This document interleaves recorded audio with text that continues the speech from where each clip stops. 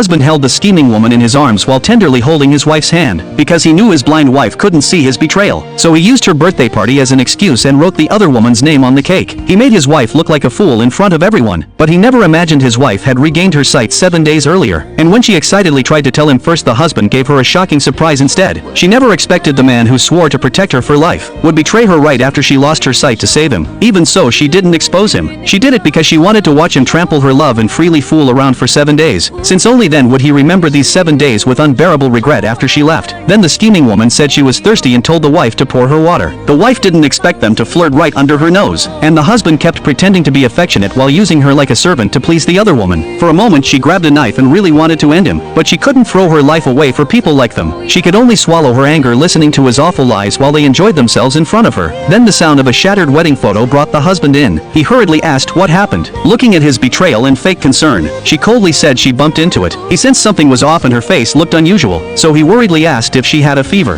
then reached for her forehead. Thinking about those dirty hands touching the other woman made her sick, but she unexpectedly found something else in the bathroom. The other woman was pregnant with his child. That chilled her even more. A year ago friends had urged them to have a baby, but he insisted he wanted time alone together and wouldn't consider a child anytime soon. Turns out he wasn't against having kids, just against having them with her. Just then the husband rushed in worried about her, and walked in on her staring at a pregnancy test in the toilet. He nervously asked what she saw, and she calmly said how could she possibly see anything. After calming down he immediately started apologizing, saying he'd been too busy and neglected her. He didn't even notice she wasn't feeling well. Then he pitifully said he panicked when she pulled away from his hand earlier. His fake affection made her nauseous. Seeing she was still distant, he promised he'd make more time for her. But a man's sweet words mean nothing. As soon as he put her to sleep, she discovered an even worse betrayal. He had already moved the scheming woman into their home. With such blatant behavior, no wonder the other woman dared to provoke her. The next morning was no quieter. While they were eating, the other woman ran out again and sat on his lap right in front of her. He kept saying he loved his wife but couldn't resist the other woman's temptation.